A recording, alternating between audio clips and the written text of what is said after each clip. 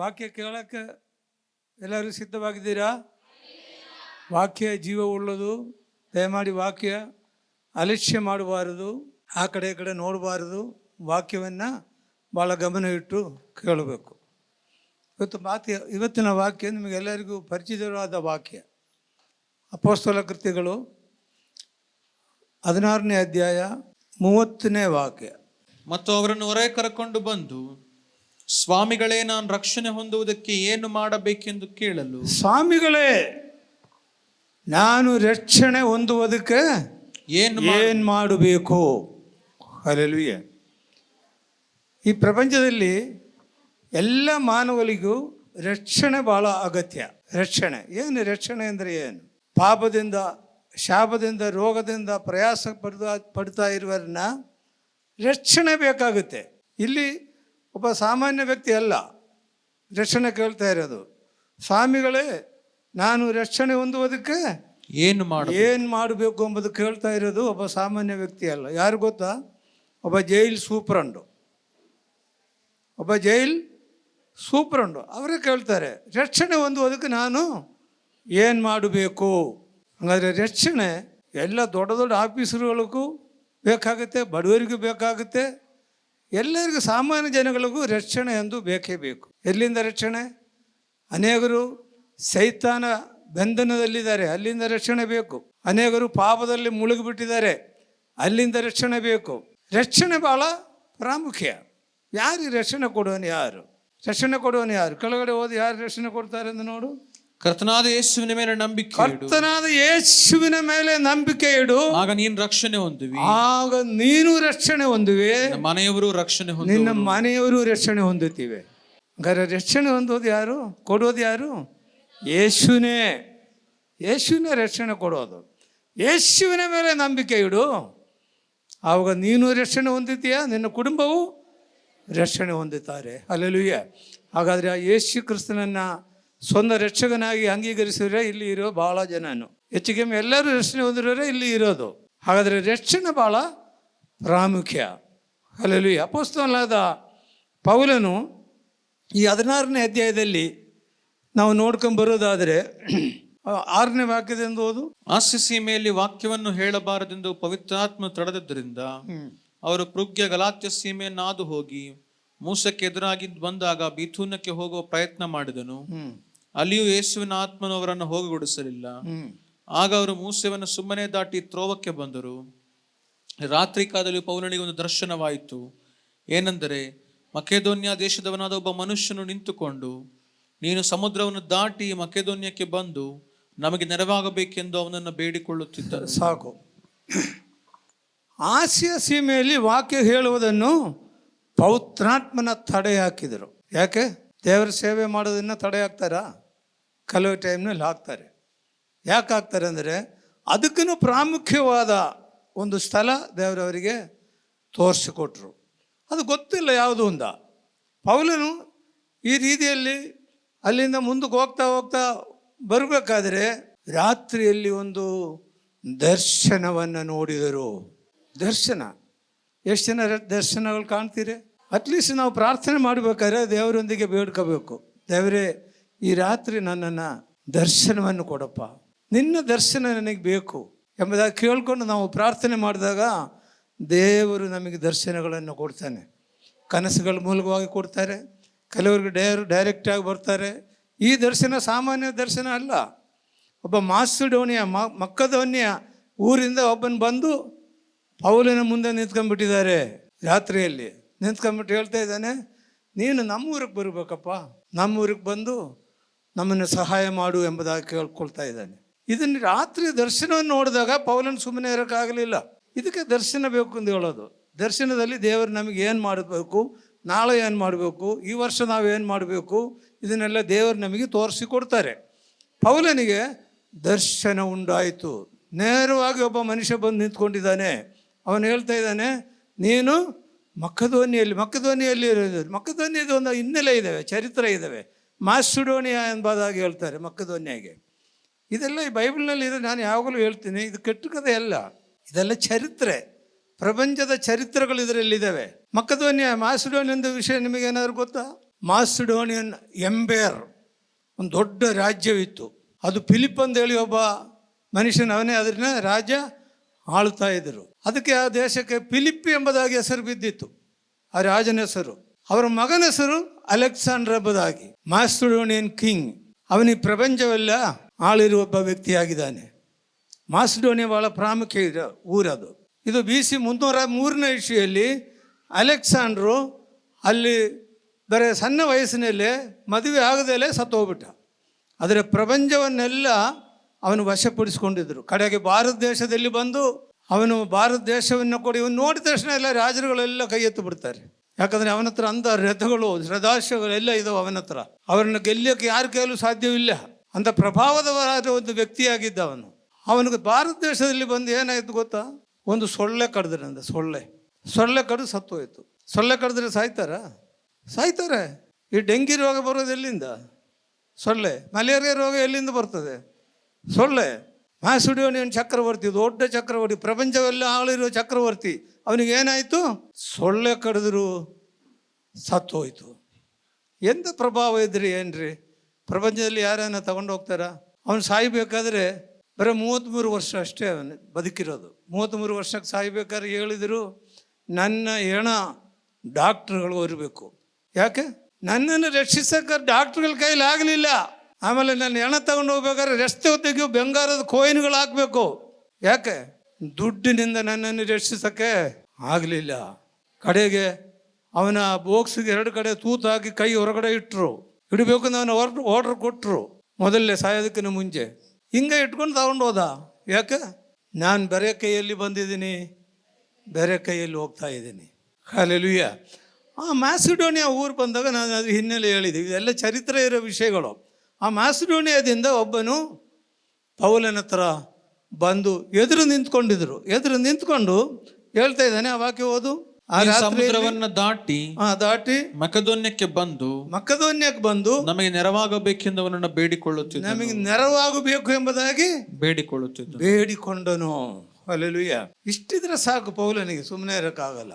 ಪೌಲನು ಹೋಗ್ತಾ ಇರ್ಬೇಕಾದ್ರೆ ಅಲ್ಲಿ ಅದ್ಭುತ ಕಾರ್ಯಗಳು ಏನು ನೋಡೋದನ್ನ ಮುಂದೆ 16ನೇ ಅಧ್ಯಾಯದಲ್ಲಿ. ಎಂಬುದು ಮಕೆದೋನ್ಯದಲ್ಲಿರೋ ಪ್ರಧಾನ ಪಟ್ಟಣವು, ರೋಮಾಪುರದವರ ಒಂದು ಪ್ರವಾಸ ಸ್ಥಾನವೂ ಆಗಿದೆ. ಫಿಲಿಪ್ಪಿ ಅದರಲ್ಲಿರುವ ಒಂದು ಪಟ್ಟಣ. ಈ ಫಿಲಿಪ್ಪಿ ದೇಶಕ್ಕೆ ಹೋಗ್ತಾ ಇದ್ದಾನೆ ಪೌಲನು. ಈ ಪಟ್ಟಣದಲ್ಲಿ ನಾವು ಕೆಲವು ದಿವಸ ಇದ್ದೆವು. ನದಿ ತೀರದಲ್ಲಿ ದೇವರ ಪ್ರಾರ್ಥನೆ ನಡೆಯುವ ಸ್ಥಳ ಇರುವುದೆಂದು ನೆನೆಸಿ ಸಬ್ಬತ್ ದಿನದಲ್ಲಿ ಊರ ಬಾಗಿಲಿನ ಹೊರಗೆ ಹೋಗಿ ಅಲ್ಲಿ ಕೂಡಿ ಬಂದಿದ್ದ ಸ್ತ್ರೀಯರ ಸಂಗಡ ಕೂತು ಮಕ್ಕಳೇ, ಒಂದು ವಿಷಯ ಹೇಳ್ತೀನಿ ನಿಮಗೆ. ಅಪೊಸ್ತಲನಾದ ಪೌಲನು ಪ್ರಾರ್ಥನಾ ಸ್ಥಳ ಹುಡ್ಕೊಂಡು ಹೋದ್ರಂತೆ. ಹೊಸ ಜಾಗ. ದೇವರು ಬಂದು ದರ್ಶನ ಕೊಟ್ಟಿದ್ದಕ್ಕೆ ಆ ಜಾಗಕ್ಕೆ ಬಂದಿರೋದು. ಮಂದಿರವನ್ನು ಹುಡ್ಕೊಂಡು, ಪ್ರಾರ್ಥನಾ ಸ್ಥಳ ಹುಡ್ಕೊಂಡು ಹೋಗ್ತಾ ಇರ್ಬೇಕಾದ್ರೆ ಏನಾಯ್ತು ಗೊತ್ತಾ? ನದಿ ದಡದಲ್ಲಿ ಪಕ್ಕದಲ್ಲಿ ಕೂತ್ಕೊಂಡು ಹೆಣ್ಮಕ್ಳೆಲ್ಲ ಕುಂದಿದ್ರು. ಅವರಿಗೆ ಸುವಾರ್ತೆ ಸಾರಿದರು. ಅಲ್ಲಿ ಯಾರಿದ್ರೆ ಅಲ್ರಿ? ಲುದಿಯಳು. ಅವಳು ಸಾಮಾನ್ಯದವಳಲ್ಲ. ಆ ಧೂಮ್ರ ವಸ್ತ್ರವನ್ನು ಮಾರುವಳು. ಧೂಮ್ರ ವಸ್ತ್ರ ಅಂದರೆ ಒಂದೊಂದು ಈ ಕಾಲದಲ್ಲಿ ಸೀರೆಗಳಿದಾವಲ್ಲ, 10 ಲಕ್ಷ, ಒಂದು ಲಕ್ಷ ತನಕ 10 ಲಕ್ಷ ತನಕ ಇರೋ ಸೀರೆಗಳಿದಾವೆ ಅಂತೆ. ಅದೇ ರೀತಿ ಬಹಳ ಕಾಸ್ಟ್ಲಿ ಬಟ್ಟೆಗಳು ಮಾರುವಳಾಗಿದ್ದ ಲುದಿಯಳು. ಹಲ್ಲೆಲೂಯಾ. ದೇವರ ವಾಕ್ಯವನ್ನು ಕೇಳಿದಾಗ ಲುದಿಯಳು ತನ್ನ ಹೃದಯವನ್ನು ತೆಗೆದರು. ವಾಕ್ಯ ಕೇಳಿದಾಗ ಹೃದಯಗಳನ್ನು ತೆರಿಬೇಕು. ವಾಕ್ಯ ಹೃದಯದಲ್ಲಿ ಸ್ವೀಕಾರ ಮಾಡಬೇಕು. ಪೌಲನು ವಾಕ್ಯ ಹೇಳಿದಾಗ ಲುದಿಯಳು ತನ್ನ ಹೃದಯವನ್ನು ತೆಗೆದುಕೊಟ್ರು. ವಾಕ್ಯ ಸ್ವೀಕಾರ ಮಾಡಿದರು. ಹಲ್ಲೆಲೂಯಾ. ಏನಾಯ್ತು ಗೊತ್ತಾ? ತಕ್ಷಣನೇ ದೀಕ್ಷಾಸ್ನಾನ. ಅಲ್ಲಿ ನೋಡು, ಓದ್ ಮುಂದೆ. ಲುದಿಯಳು ಕರ್ತನು ಆಕೆ ಹೃದಯವನ್ನು ತೆರೆದನು.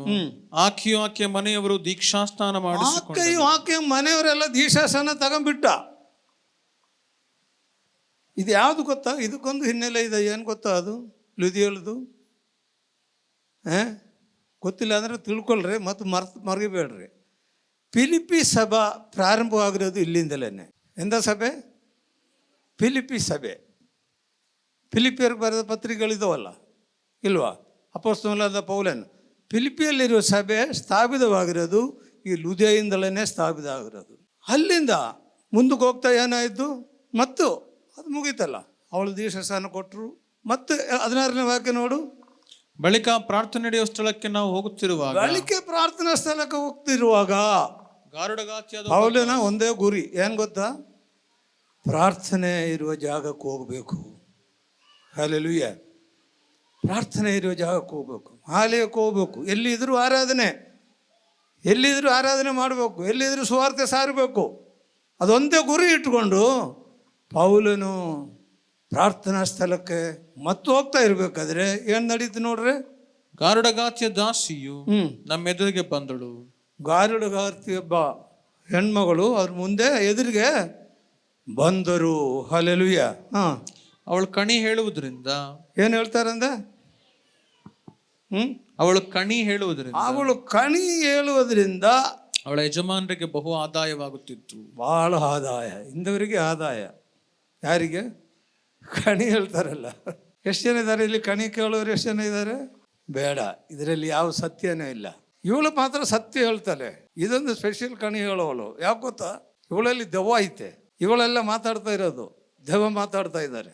ಅವಳು ಇವನ ಹಿನ್ನೆಲೆ ಎಲ್ಲ ಹೇಳ್ಬಿಡ್ತಾಳೆ. ಭಾಳ ಕರೆಕ್ಟಾಗಿ ಕಣಿ ಹೇಳೋಲ್ಲ ಅಂದರೆ ಅವಳೇ. ಆವಾಗ ಅವ್ರ ಯಜಮಾನ್ರಿಗೆಲ್ಲ ತುಂಬ ಲಾಭ. ಯಜಮಾನ್ರುಗಳಿದ್ದಾರೆ, ಅವ್ರನ್ನ ಕರ್ಕೊಂಬರ್ತಾರೆ, ಕಣಿ ಹೇಳಿಸ್ತಾರೆ, ಭಾಳ ದುಡಿಮೆ ಇದ್ದಾವೆ, ಒಳ್ಳೆ ದುಡ್ಡಿನ ವ್ಯವಹಾರ. ಕಣಿ ಹೇಳೋಲು ಇವಳೇನು ಪೌಲನಿಗೆ ಹೋಗಿ ಕಣಿ ಹೇಳಿಬಿಟ್ಟಿದ್ದಾರೆ. ಏನ್ ಹೇಳ್ತಾರೆ ನೋಡ್ರಿ ಪೌಲನಿಗೆ?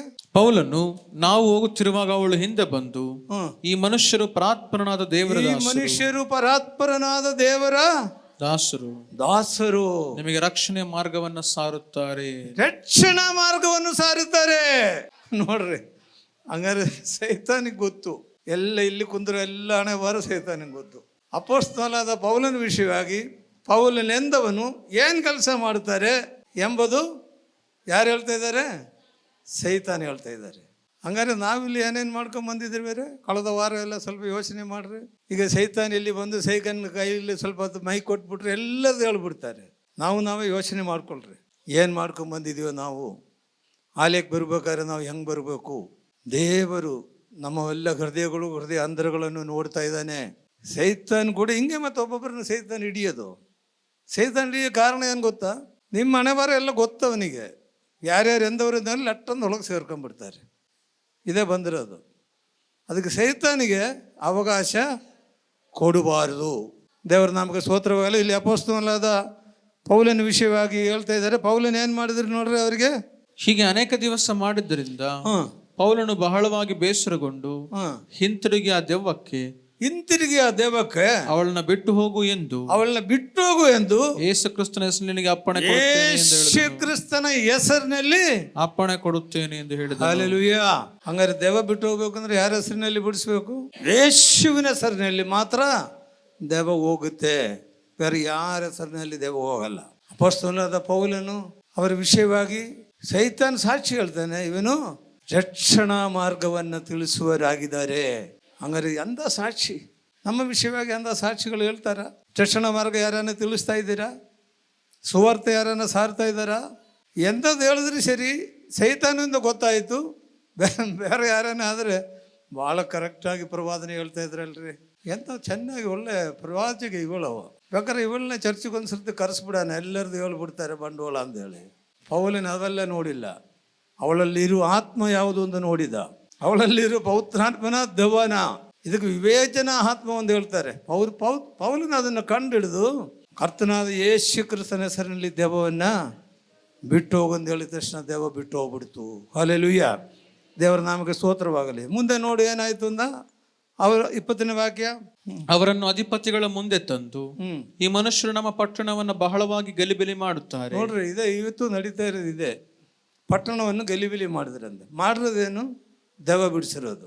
ಇವತ್ತು ಕೂಡ ಅಷ್ಟೇ ಅನೇಕ ಸ್ಥಳಗಳಲ್ಲಿ ನಡೀತದೆ. ಆರಾಧನಾ ಸ್ಥಳಗಳಲ್ಲಿ ಹೋಗ್ಬಿಟ್ಟು ಆರಾಧನೆ ಮಾಡ್ತಾ ಇರಬೇಕಾದ್ರೆ ಇವರು ಪಟ್ಟಣವೆಲ್ಲ ಗಲಿಬಿಲಿ ಮಾಡ್ತಾರೆ.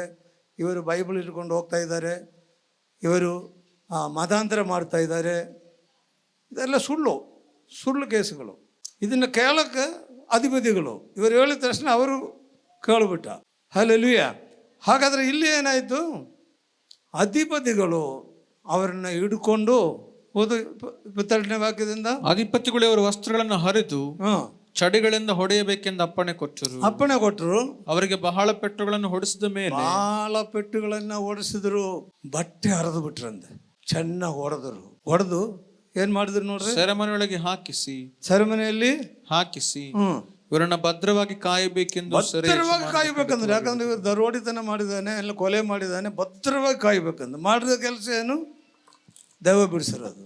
ಒಳ್ಳೆ ಕಾರ್ಯ ಮಾಡಿದವನಿಗೆ ಭದ್ರವಾಗಿ ಕಾಯ್ಬೇಕಂದ್ರೆ. ಹಲ್ಲೆಲೂಯ. ಅವ್ರೇನ್ ಮಾಡಿದ್ರು, ಭದ್ರವಾಗಿ ಕಾದ. ರಾತ್ರಿ ಅಪೊಸ್ತಲನಾದ ಪೌಲನ ಸೇವೆ ನೋಡಿದ್ರೆ ಇಂಥದೇ. ಹಗಲೆಲ್ಲ ಸುವಾರ್ತೆ ಸಾರ್ತಾರೆ, ರಾತ್ರಿ ಬಂದು ಜೈಲಿನಾಗಿರ್ತಾನೆ. ಜೈಲಿನಾಗಿದ್ದು ಅಲ್ಲಿ ಇದ್ರೆ ಸುಮ್ಮನೆ ಇರಲ್ರಿ. ಜೈಲಿನಾಗ ಎಷ್ಟು ಜನ ಇದ್ದಾರೆ ಅಷ್ಟು ಜನನೂ ರಕ್ಷಣೆ ಹೊಂದಬೇಕು. ಜೈಲು ಸೂಪರಂಡು ರಕ್ಷಣೆ ಹೊಂದಬೇಕು, ಯಾರಾದರೂ ರಕ್ಷಣೆ ಹೊಂದಬೇಕು. ಒಂದೇ ಗುರಿ, ನಾನು ಸೈತಾನ ಹೇಳಿದ್ರಲ್ಲ, ಇವನು ರಕ್ಷಣಾ ಮಾರ್ಗವನ್ನು ತಿಳಿಸುವನು. ಎಲ್ಲೋದ್ರೂ ರಕ್ಷಣಾ ಮಾರ್ಗ ತಿಳಿಸ್ತಾನೆ. ಜೈಲಿಗೆ ಹೋದರೆ ಅಲ್ಲಿ, ಹೊರಗಡೆ ಬಂದರೆ ಅಲ್ಲಿ, ಎಲ್ಲೋದ್ರೂ ಇವೇ ತಿಳಿಸೋದೆ, ಅದೇ ಕೆಲಸ ಅವನು. ಯಾಕಂದರೆ ಅವನಲ್ಲಿ ಪವಿತ್ರಾತ್ಮನ ಅಭಿಷೇಕ ಅವನಲ್ಲಿದ್ದರೆ ಯಾರನ್ನೂ ಎದುರ್ತಿದ್ದಿಲ್ಲ. ಹಲ್ಲೆಲೂಯ. ಅವ್ರು ಇವನ್ನ ಕರ್ಕೊಂಬಂದು ಭದ್ರವಾಗಿ ಕಾದು ಏನೇನು ಮಾಡಿದ್ರು ನೋಡು, ಅಪ್ಪಣೆಯನ್ನು ಹೊಂದಿ ಅವರನ್ನು ಸೆರೆಮನೆಯೊಳಕ್ಕೆ ಹಾಕಿಸಿ ಅವರ ಕಾಲುಗಳಿಗೆ ಕೋಳವನ್ನು ಹಾಕಿ ಕಾಲುಗಳಿಗೆ ಕೋಳೆಯನ್ನು ಹಾಕಿಸಿ ಬಿಗಿದಿದನು. ಮಧ್ಯರಾತ್ರಿಯಲ್ಲಿ ಪೌಲನು ಶೀಲನು ಪ್ರಾರ್ಥನೆ ಮಾಡುವವರಾಗಿ, ಮಧ್ಯರಾತ್ರಿಯಲ್ಲಿ ಪೌಲನು ಶೀಲನು ಪ್ರಾರ್ಥನೆ ಮಾಡುತ್ತಿರುವಾಗ ದೇವರಿಗೆ ಸ್ತುತಿ ಪದಗಳನ್ನು ದೇವರ ಸ್ತುತಿ ಪದಗಳನ್ನು ಹಾಡುತ್ತಿದ್ದರು. ಹಾಗಾದ್ರೆ ಅಷ್ಟೊಂದು ಹೊಡೆತ ತಿಂದು ಮೈಯೆಲ್ಲ ಗಾಯ, ಬಟ್ಟೆ ಬೇರೆ ಇಲ್ಲ, ಅವರು ಅರ್ಧಾಕ್ಬಿಟ್ಟ. ರಾತ್ರಿ ಮಧ್ಯರಾತ್ರಿಯಲ್ಲಿ ಎದ್ದು ಹಾಡಾಡಕ್ಕೆ ಶುರು ಮಾಡಿಬಿಟ್ಟ. ಅಲ್ಲಿ ಸುತ್ತಮುತ್ತಗಳೆಲ್ಲ ಕೈದಿಗಳಿದ್ರೆ ಬಾಯಿ ಮುಚ್ಚಿ ಒಂದು ಒಬ್ಬರು ಹೇಳಿಲ್ಲ. ಅವರೇನಂದ್ರೆ ನೋಡ್ರಿ, ಸೆರೆಯಲ್ಲಿದ್ದವರು ಲಕ್ಷ್ಯವಿಟ್ಟು ಕೇಳ್ತಾ ಇದ್ರು. ಅವ್ರು ಲಕ್ಷ್ಯವಿಟ್ಟು ಕೇಳಿದ್ರಂತೆ, ಲಕ್ಷ್ಯವಿಟ್ಟು ಕೇಳಿದ್ರು. ಇವರು ಚೆನ್ನಾಗಿ ಹಾಡು ಹೇಳ್ತಲ್ಲ, ಸ್ತುತಿಗೀತಗಳು. ಹಾಡು ಹಾಡಿದಾಗ ದೊಡ್ಡ ಅದ್ಭುತ ಅಲ್ಲಿ ನಡೀತು. ಏನ್ ನಡೀತು? ಅಕಸ್ಮಾತ್ತಾಗಿ ಮಹಾಭೂಕಂಪ ಉಂಟಾಯಿತು. ಸೆರೆಮನೆಯ ಅಸ್ಥಿವಾರಗಳು ಕದಲಿತು. ಸೆರೆಮನೆಯ ಅಸ್ಥಿವಾರಗಳನ್ನು ಕದಲಿತು. ಅದೇ ಕ್ಷಣದಲ್ಲಿ ಕದಗಳೆಲ್ಲ ತೆರೆದವು, ಕದಗಳೆಲ್ಲ ತೆಗೆದರು. ಎಲ್ಲರ ಬೇಡಿಗಳು ಕಳಚಿ ಬಿದ್ದು, ಎಲ್ಲ ಬೇಡಿಗಳು ಕಲಸಿ ಬಿಟ್ರು. ಇವರದ್ದು ಮಾತ್ರ ಅಲ್ಲ, ಅದ್ರಾಗ ಇದ್ದವ್ರದ್ದು ಎಲ್ಲರದ್ದು ಬಿದ್ದು ಅಂದೆ. ಎಲ್ಲರದ್ದು ತಾನೆ ಬರ್ದಿರೋದು, ಎಲ್ಲರ ಬೇಡಿಗಳು ಎಲ್ಲರದ್ದು ಬರ್ದು ಬೇಡಿಗಳೆಲ್ಲ ಬಿದ್ದುಬಿಟ್ಟಿದ್ದೇವೆ ಅಂದೆ. ಹಲ್ಲೆಲೂಯ. ಇವರಿಗೆ ಕಾಲಿಗೆ ಹಾಕಿದ್ದಾರೆ, ಬೇರೆಯವರಿಗೆಲ್ಲ ಕೈಯಾಗ ಹಾಕಿದ್ದಾರೆ. ಎಲ್ಲ ಬೇಡಿಗಳೆಲ್ಲ ಕಳಿಸಿಬಿಟ್ರು. ಅದ್ರ ಬಾಗಿಲುಗಳೆಲ್ಲ ತರೆದು ಬಿಟ್ರು. ಅದ್ರ ಅರ್ಥವೇನು? ಹೋಗಪ್ಪ, ಎಲ್ಲರೂ ಹೊರಟು ಹೋಗ್ಬಿಡು ಅಂದಾದ್ರೆ. ಆದರೆ ಅಪೊಸ್ತಲನಾದ ಪೌಲನು ಎಲ್ಲಿ ಹೋಗಿಲ್ಲ, ಅಲ್ಲೇ ಇದ್ದರು. ಬಾಗಿಲು ತೆಗೆದ್ರು ಹೋಗಿಲ್ಲ. ಏನ್ರಿ ಸೆರೆಮನೆಯಲ್ಲಿ ಗೈಟೆಲ್ಲ ಬಾಗಿಲೆಲ್ಲ ತೆಗೆದ್ರೆ ಇರ್ತಾರೆ ಯಾರಾದರೂ? ಇವ್ರು ಹೋಗಿಲ್ಲ. ಅಪೊಸ್ತಲನಾದ ಪೌಲನು ಯಾಕೆ ಹೋಗಿಲ್ಲ ಗೊತ್ತಾ? ಅವನು ಹೇಳ್ತಾನೆ, ನಮಗೆ ಯಾರು ಇಲ್ಲಿ ಕರ್ಕೊಂಬಂದು ಬಿಟ್ಟಿದ್ದಾರೆ ಅವರೇ ಬರಬೇಕು, ನಮ್ಮನ್ನು ಕರ್ಕೊಂಡು ಹೋಗಂತಾನೆ. ನನ್ನನ್ನು ಹೆಂಗೆ ಅರೆಸ್ಟ್ ಮಾಡಿದರೆ ನೀವು? ವಿಚಾರಣೆ ಇಲ್ಲದಲ್ಲ ಹೆಂಗೆ ಕರ್ಕೊಂಬಂದೆ ಹಂಗೆ ಪ್ರಶ್ನೆ ಆಗ್ತಾನೆ. ಆದರೆ ಇವನು ಜೋರ ಹಾಡಾಡಿದಾಗ ಸೆರೆಮನೆಯ ಅಸ್ಥಿವಾರಗಳೆಲ್ಲ ಕರೆದರು, ಬಾಗಿಲುಗಳೆಲ್ಲ ತೆರೀತು. ಅವಾಗ ಸೂಪ್ರಂಡು ಎದ್ದು ಬಂದು, ಬಾಗಿಲೆಲ್ಲ ತೆಗೆದು ಬಿಟ್ಟಿದ್ದೇವೆ, ಜೈಲು ಗೇಟೆಲ್ಲ ತೆಗೆದೈತೆ, ನಾನೇನು ಯಾಕೆ ಜೀವಿಸಬೇಕು ಅಂದ ಚಾಕು ತಂದು ನನ್ನನ್ನು ನಾನೇ ಸಾಯಿಸೋಕ್ಕೋಸ್ಕರ ಪ್ರಯತ್ನ ಮಾಡಿದರು. ಆವಾಗ ಪೌಲನು ಹೇಳ್ತಾನೆ, ನಿನಗೆ ಯಾವ ಕೇಡು ಮಾಡಬೇಡ ನೀನು, ನಾವೆಲ್ಲ ಇಲ್ಲೇ ಇದ್ದೀವಿ ಅಂದ. ಎಲ್ಲರೂ ಯಾರು ಓಡೋಗಿಲ್ಲ, ಒಬ್ಬರು ಓಡೋಗಿಲ್ಲ. ನೋಡ್ರಿ ಎಂಥ ಒಳ್ಳೆ ಕೈದಿಯವರಿಲ್ಲ, ಒಬ್ಬರು ಓಡೋಗಿಲ್ಲ. ಇಲ್ಲೆಲ್ಲ 15 ಅಡಿ ಮೇಲೆ ಗೋಡೆ ಇದ್ರು, ಅದ್ರ ಮೇಲೆ ಎತ್ತಿ ಆರುವರು. ಬಾಗಿಲು ತೆಗೆದ್ರು ಕೂಡ ಒಬ್ಬರು ಹೋಗಂಗಿಲ್ಲ, ಎಲ್ಲರೂ ಅಲ್ಲೇ ಇದ್ದಾರೆ. ಹಲ್ಲೆಲೂಯ. ದೇವರ ನಮಗೆ ಸ್ತೋತ್ರವಾಗಲಿ. ಮುಂದೆ ಓದಪ್ಪ. ಹೋಗಿ ಒಳಕ್ಕೆ ಹಾರಿ ನಡಗುತ್ತಾ ಪೌಲ ಸೀಲರ ಮುಂದೆ ಬಿದ್ದನು ಮತ್ತು ಅವರನ್ನು ಹೊರಗೆ ಕರ್ಕೊಂಡು ಬಂದು, ಸ್ವಾಮಿಗಳೇ, ನಾನು ರಕ್ಷಣೆ ಹೊಂದುವುದಕ್ಕೆ ಏನು ಮಾಡಬೇಕೆಂದು ಕೇಳಲು. ಸ್ವಾಮಿಗಳೇ, ನಾನು ರಕ್ಷಣೆ ಹೊಂದುವುದಕ್ಕೆ ಏನು ಮಾಡಬೇಕು ಎಂಬುದಾಗಿ ಕೇಳಿದರು. ಹಲ್ಲೆಲೂಯ. 8ನೇ ವಾಕ್ಯದಿಂದ. ಆದರೆ ಪೌಲನು ಮಹಾಶಬ್ದದಿಂದ ಕೂಗಿ ಅವನಿಗೆ, ನೀನೇನು ಕೇಡು ಮಾಡಿಕೊಳ್ಳಬೇಡ, ನೀನು ಏನು ಕೇಡು ಮಾಡ್ಕೋಬೇಡ, ನಾವೆಲ್ಲರೂ ಇಲ್ಲೇ ಇದ್ದೇವೆ, ಎಲ್ಲರೂ ಇಲ್ಲೇ ಇದ್ದೀವಿ. ಯಾಕೆ ಗೊತ್ತಾ? ಪೌಲನ್ ಏನು ಮಾಡ್ತಾ ಇದ್ರು? ಸ್ತುತಿಗೀತಗಳನ್ನು ಆಡ್ತಾ ಇದ್ರು, ಸುವಾರ್ತೆ ಸಾರಿತಾ ಇದ್ರು. ಜೈಲಿನಾಗ ರಾತ್ರಿ ಅಷ್ಟು ಹೊಡೆತ ತಿಂದು ಸುಸ್ತಾಗಿ ಮಲ್ಕೊಂಡಿಲ್ಲ. ಸ್ತುತಿಗಳನ್ನು ಆರಾಧನೆಯಲ್ಲಿ ಬಿಡುಗಡೆ ಆಯಿತು. ಸೆರೆಮನೆ ಅಸ್ಥಿವಾರಗಳನ್ನು ಕದಲಿತ್ತು, ಸೆರೆಮನೆ ಬಾಗಿಲುಗಳೆಲ್ಲ ತೆಗೆದಿತ್ತು, ಬೇಡಿಗಳೆಲ್ಲ ಕಳಚಿ ಬಿದ್ದವು, ಎಲ್ಲ ಬಿಡುಗಡೆ. ಆದರೂ ಇವರು ಒಬ್ಬರು ಹೋಗಿಲ್ಲ. ಹಲ್ಲೆಲೂಯ. ಮುಂದೆ ಓದೋ ವಾಕ್ಯ. ಅವನು ದೀಪ ತರಬೇಕೆಂದು ಕೂಗಿ. ಇವತ್ತು ಬೇಕಾಗಿರೋದು ಅದೇ, ದೀಪ ಬೇಕು. ಏನು ಬೇಕು? ದೀಪ. ದೀಪ ಅಂದರೆ ಏನು? ಬೆಳಕು. ಬೆಳಕಿಲ್ಲ, ಜನರು ಎಲ್ಲ ಕತ್ತಲೆ ಅನುಭವದಲ್ಲಿದ್ದಾನೆ. ಸೂಪ್ರಂಡ್ರಿಗೂ ಬೆಳಕಿಲ್ಲ. ಸೂಪ್ರಂಡ್ ಏನು ಹೇಳ್ತಾನೆ, ನನಗೆ ಬೆಳಕು ಬೇಕು ಅಂತಾರೆ. ಪೌಲನವರಿಗೆ ಬೆಳಕನ್ನು ಕೊಟ್ಟರು. ಪೌಲನವರಿಗೆ ಏನು ಕೊಟ್ಟರು? ಬೆಳಕನ್ನು ಕೊಟ್ಟರು. ನೋಡೋದನ್ನ ಕೂಗಿ ಒಳಕ್ಕೆ ಹಾರಿ ನಡಗುತ್ತಾ ಪೌಲಸಿಲ್ಲರ ಮುಂದೆ ಬಿದ್ದನು. ಜೈಲ್ ಸೂಪ್ರಂಡ್ ಬಂದು ಕೈದಿಯ ಮುಂದೆ ನಡುಗುತ್ತಾ ಬಿದ್ದರು. ಎಂಥ ಅದ್ಭುತ ರೀ ಇದು! ಇಲ್ಲ, ಯಾರಾದರೂ ಮಾಡ್ತಾರ ಇದನ್ನ? ಕೈದಿ ಮುಂದೆ ಬಂದು ಬಿದ್ದುಬಿಟ್ಟ. ಆಮೇಲೆ ಮತ್ತು ಅವರನ್ನು ಹೊರಗೆ ಕರಕೊಂಡು ಬಂದು, ಸ್ವಾಮಿಗಳೇ, ನಾನು ರಕ್ಷಣೆ ಹೊಂದುವುದಕ್ಕೆ ಏನು ಮಾಡಬೇಕೆಂದು ಕೇಳಿದನು. ಸ್ವಾಮಿಗಳೇ, ರಾತ್ರಿ ಕರ್ಕೊಂಬರ್ಬೇಕಾದ್ರೆ ಒಯ್ಲ್ನಾಗ ಬಂದು 2 ಹೊಡೆದ ಬಿಟ್ಟು ಮಾಡಿ ಒಳಗಡೆ ಕಳಿಸ್ತಾರೆ ಜೈಲಿನಾಗೆಲ್ಲ. ಇವರು ಏನಿಲ್ಲ, ರಾತ್ರಿ ಬೆಳಿಗ್ಗೆ ಬಂದಾಗ ಏನಂತಾರೆ, ಸ್ವಾಮಿಗಳೇ ಅಂತ ಕರೀತಾ ಇದ್ದಾರೆ. ಅಲ್ಲಿ ಅವನಿಗೆ ಅದ್ಭುತಗಳೆಲ್ಲ ನೋಡಿ ಬೆರಗಾಗ್ಬಿಟ್ಟ, ಎದುರುಬಿಟ್ಟ. ನಾನು ರಕ್ಷಣೆ ಹೊಂದುವುದಕ್ಕೆ ಏನು ಮಾಡಬೇಕು? ಕರ್ತನಾದ ಯೇಸು ಕ್ರಿಸ್ತನಲ್ಲಿ ನಂಬಿಕೆ ಇಡು. ನೀನು ರಕ್ಷಣೆ ಹೊಂದುವಿ, ಮನೆಯವರು ರಕ್ಷಣೆ ಹೊಂದುವರು. ಆವಾಗ ನಿಮ್ಮ ಕುಟುಂಬವೆಲ್ಲ ರಕ್ಷಣೆ ಹೊಂದುತ್ತೀವಿ. ಹಲ್ಲೆಲೂಯಾ. ಯೇಸುವಿನ ಮೇಲೆ ನಂಬಿಕೆ ಇಡು. ಅವಾಗ ನೀವೆಲ್ಲರೂ ಪೂರ್ತಿ ಆಗುವುದ ವಾಕ್ಯವನ್ನು. ನೀನು ರಕ್ಷಣೆ ಹೊಂದುವಿ, ನಿನ್ನ ಮನೆಯವರು ರಕ್ಷಣೆ ಹೊಂದುವರು ಎಂದು ಹೇಳಿ ಅವನಿಗೂ ಅವನ ಮನೆಯಲ್ಲಿದ್ದವರೆಲ್ಲರಿಗೂ ದೇವರ ವಾಕ್ಯವನ್ನು ತಿಳಿಸಿ. ದೇವರ ವಾಕ್ಯ ಹೇಳಿದ್ರು, ಅದು ಮುಖ್ಯ. ಅವರಲ್ಲಿ ಅವ್ರ ಮನೆಯವರಿಗೆಲ್ಲ ದೇವರ ವಾಕ್ಯವನ್ನ ಹೇಳಿದರು, ಸಾರಿದರು. ದೇವರ ವಾಕ್ಯ ಕೇಳಿದಾಗ ಜೈಲ್ ಸೂಪ್ರಂಡು ಅವ್ರ ಕುಟುಂಬವನ್ನ ಬೆದಲಾಯಿತು.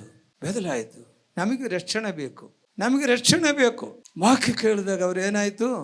ರಕ್ಷಣೆ ಹೊಂದಿದ್ರು. ಎಲ್ಲರೂ ರಕ್ಷಣೆ ಹೊಂದಿದ್ರು. ಆ ರಾತ್ರಿಯಲ್ಲಿ, ಆ ಗಳಿಗೆಯಲ್ಲಿ ಏನ್ ಮಾಡಿದ್ರು ಪೌಲನು? ಅದೇ ಗಳಿಗೆಯಲ್ಲಿ ಅವರನ್ನು ಕರ್ಕೊಂಡು ಹೋಗಿ ಅವರ ಗಾಯಗಳನ್ನ ತೊಳೆದು ಕೂಡಲೇ ತಾನು ತನ್ನವರೆಲ್ಲರ ಸಹಿತವಾಗಿ ದೀಕ್ಷಾಸ್ನಾನ ಮಾಡಿಸಿಕೊಂಡನು. ಹಲ್ಲೆಲೂಯಾ. ಎಲ್ಲರೂ ದೀಕ್ಷಾಸ್ನಾನ ಮಾಡಿ ಯಾವಾಗ ರಕ್ಷಣೆ ಹೊಂದ್ಬಿಟ್ರು, ಅಪೊಸ್ತಲನಾದ ಪೌಲನಿಗೂ ಶೀಲನಿಗೂ ಬಂದ ಗಾಯಗಳೆಲ್ಲ ಅವರೇ ಎಲ್ಲ ಚೆನ್ನಾಗಿ ತೊಳೆದು ಅವರಿಗೆಲ್ಲ ಶುಶ್ರೂಷೆ ಮಾಡಿ ಅವ್ರ ಕೈಯಿಂದಲೇ ದೀಕ್ಷಾಸ್ನಾನ. ಜೈಲಿನಲ್ಲಿ ದೀಕ್ಷಾಸ್ನಾನ ತೊಟ್ಟಿಗಳು ಇರ್ತವೆ ಇಲ್ವಾ? ನಾವು ಜೈಲಿನಾಗ ಹೋದಾಗ ನೋಡಿದ್ವಿ, ದೊಡ್ಡ ತೊಟ್ಟಿ ಮಾಡಿರ್ತಾರೆ. ದೀಕ್ಷಾಸ್ನಾನಕ್ಕಲ್ಲ, ಸ್ನಾನ ಮಾಡಕ್ಕೆ ಅವ್ರಿಗೆ ಅದೆಲ್ಲ ಇಳಿಸಿ ಮುಣಗಿಸಿರ್ಬೇಕು. ಒಟ್ಟಿನಲ್ಲಿ ಜೈಲು ಸೂಪರಿಂಟಿಗೂ ಮುಣಿಸಿದ, ಅವ್ರ ಕುಟುಂಬ ಎಲ್ಲರಿಗೂ ಮುಣಿಸಿ ದೀಕ್ಷಾಸ್ನಾನ ಎಲ್ಲರೂ ತಗೊಂಬಿಟ್ಟ. ಹಲ್ಲೆಲೂಯಾ. ದೇವರ ನಾಮಕ್ಕೆ ಸ್ತೋತ್ರವಾಗಲಿ. ಹಂಗಾದ್ರೆ ರಕ್ಷಣೆ ಎಲ್ಲರಿಗೂ ಭಾಳ ಪ್ರಾಮುಖ್ಯ. ಆಮೇಲೆ ನೋಡ್ರಿ, ಮುಂದೆ ಓದು. ಏನು ಮಾಡಿದ್ರು ಅಂದ, ಅವರನ್ನು ತನ್ನ ಮನೆಗೆ ಕರ್ಕೊಂಡು ಹೋಗಿ ಊಟ ಮಾಡಿಸಿದನು. ಮನೆಗೆ ಕರ್ಕೊಂಡು ಹೋದ್ರಂದೆ, ಕೈದಿಗಳನ್ನ ಮನೆಗೆ ಕರ್ಕೊಂಡು ಹೋದ್ರಂದೆ. ಅವ್ರಿಗೇನು ಮಾಡಿದ್ರು? ಪಾಪ ಊಟ ಸಿಕ್ಕಿಲ್ಲ. ಸ್ವಾರ್ಥ ಸಾರ್ಬೇಕಾದ್ರೆ ಎಲ್ಲಿ ಊಟ? ಸಾರ್ತಾ ಇರ್ಬೇಕಾದ್ರೆ ಎಳ್ಕೊಂಡು ಹೋದ. ಸಾಯಂಕಾಲನೂ ಊಟ ಇಲ್ಲ. ಎಷ್ಟು ಗಂಟೆಗೆ ಊಟ ಮಾಡಿರೋದು ಗೊತ್ತಾ? ರಾತ್ರಿ. ತರುವಾಯ ಅವನು ತನ್ನ ಮನೆಗೆ ಕರ್ಕೊಂಡು ಹೋಗಿ ಊಟ ಮಾಡಿಸಿದ್ರು. ಅವನು ತನ್ನ ಮನೆಯವರೆಲ್ಲರ ಸಂಗಡ ನಂಬಿ ಉಲ್ಲಾಸಗೊಂಡನು. ಹಲ್ಲೆಲೂಯಾ. ಮನೆಯವರ ಸಂಗಡ ಉಲ್ಲಾಸಗೊಂಡರು. ಹಲ್ಲೆಲೂಯಾ. ಎಲ್ಲರಿಗೂ ಸಂತೋಷ. ಯೇಸು ಸ್ವಾಮಿಯನ್ನು ಯಾವಾಗ ಒಳಗೆ ಸ್ವೀಕಾರ ಮಾಡ್ತಾರೋ ಆವಾಗ ಸಂತೋಷ ಆಗುತ್ತಾ, ದುಃಖ ಆಗುತ್ತಾ? ಯೇಸು ಯಾರ ಹೃದಯದಲ್ಲಿದೆಯೋ ಅವರಿಗೆ ಸಂತೋಷ. ಯೇಸು ನಿಮ್ಮ ಹೃದಯದಲ್ಲಿದ್ದರೆ ಅವ್ರಿಗೆ ಸಂತೋಷ. ಇಷ್ಟು ದಿವಸ ದುಃಖದಲ್ಲಿ, ಭಾರದಲ್ಲಿ, ಪ್ರಯಾಸದಲ್ಲಿ ನೀನು ಕಷ್ಟಪಡ್ತಾ ಇದೆಯಾ? ಆ ಯೇಸುವನ್ನು ಒಳಗಡೆ ಸ್ವೀಕಾರ ಮಾಡಿಕೊಳ್ಳ್ರಿ. ನಿಮ್ಮ ದುಃಖ ಎಲ್ಲವೂ ಸಂತೋಷವಾಗಿ ಮಾರ್ಪಡ್ತದೆ. ನಿಮ್ಮ ಕುಟುಂಬದಲ್ಲಿ ಸಮಸ್ಯೆಗಳಿದೆಯಾ? ನಿಮ್ಮ ಮನೆಗಳಲ್ಲಿ ಸಮಸ್ಯೆಗಳಿದೆಯಾ? ಮಕ್ಕಳ ವಿಷಯವಾಗಿ ಚಿಂತೆ ಮಾಡ್ತಾ ಇದ್ದೀರಾ? ಯೇಸುವನ್ನು ಒಳಗಡೆ ಸ್ವೀಕಾರ ಮಾಡಿದರೆ ಎಲ್ಲದರಿಂದ ದೇವರು ಬಿಡುಗಡೆ ಕೊಡ್ತಾನೆ. ಆವತ್ತಿಂದೆಲ್ಲ ಸಂತೋಷ. ದೇವರ ಮಕ್ಕಳು ಮುಖ ನೋಡಿದ್ರೆ ಹೆಂಗಿರ್ತದ್ರೆ, ಗಂಟು ಕಟ್ಕೊಂಡಿರ್ತಾರ. ಯಾರು ಗಂಟ್ಕೊಂಡಿರೋರು? ಭಾಳ ಚಿಂತೆ ಮಾಡಿ ಆ ಜೀವನದೆಲ್ಲ ಜೀವಿಸೆ ಸಾಯಬೇಕು ಅಂದಿರೋರಿಗೆ ಏನಾಗುತ್ತೆ? ಸಂತೋಷ ಇರಲ್ಲ. ಮಗ ನೋಡಿದ್ರೇನೆ ಗೊತ್ತಾಗುತ್ತೆ. ಹಲ್ಲೆಲೂಯಾ. ಆದರೆ ದೇವರ ಮಕ್ಕಳಿಗೆ ಸಂತೋಷ. ಮಗುಗಳು ನೋಡಿದ್ರೇನೆ ಸಂತೋಷ.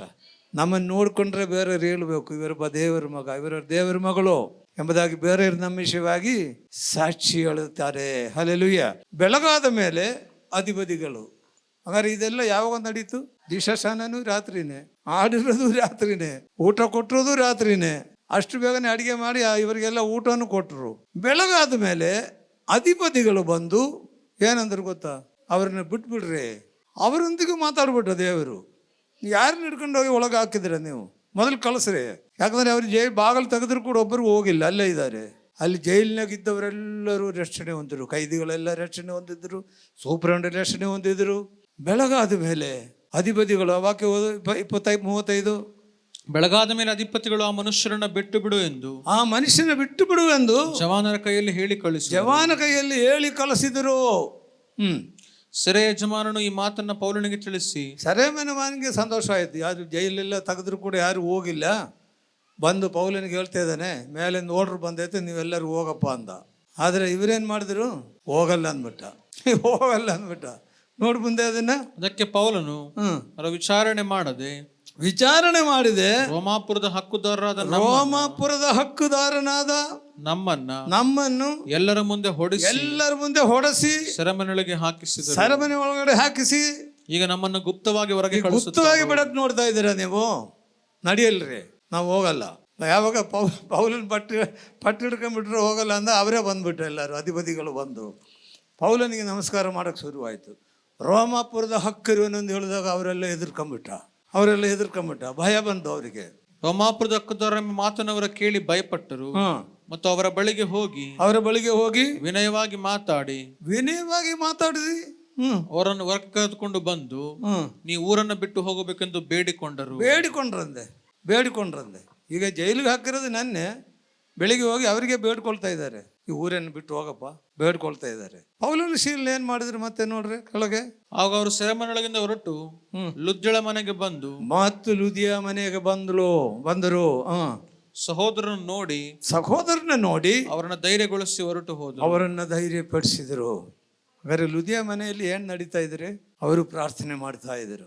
ಪೌಲನ ಶೀಲನ ಅವ್ರ ಮುಖಾಂತರವನ್ನು ನಾವು ದೀಕ್ಷಾಸ್ನಾನ ತಗೊಂಡಿದ್ದೀವಿ, ಅವ್ರ ಮುಖಾಂತರವನ್ನು ರಕ್ಷಣೆ ಹೊಂದಿದ್ದೀವಿ. ಅವರಿಗೋಸ್ಕರ ಪ್ರಾರ್ಥನೆ ಮಾಡ್ತಾ ಇದ್ರು. ಪೌಲನು ಶೀಲನಲ್ಲಿ ಬಂದು ಅವರನ್ನ ದೃಢಪಡಿಸಿ ಮುಂದಕ್ಕೆ ಹೋದರು. ಹಲ್ಲೆಲೂಯಾ, ದೇವರ ನಮ್ಗೆ ಸ್ತೋತ್ರವಾಗಲಿ.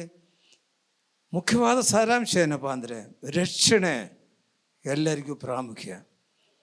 ನೀನು ರಾಜ ಆಗಲಿ, ಮಂತ್ರಿ ಆಗಲಿ, ಯಾರನ್ನ ಆಗಲಿ, ರಕ್ಷಣೆ ಹೊಂದೋದು ಭಾಳ ಪ್ರಾಮುಖ್ಯ.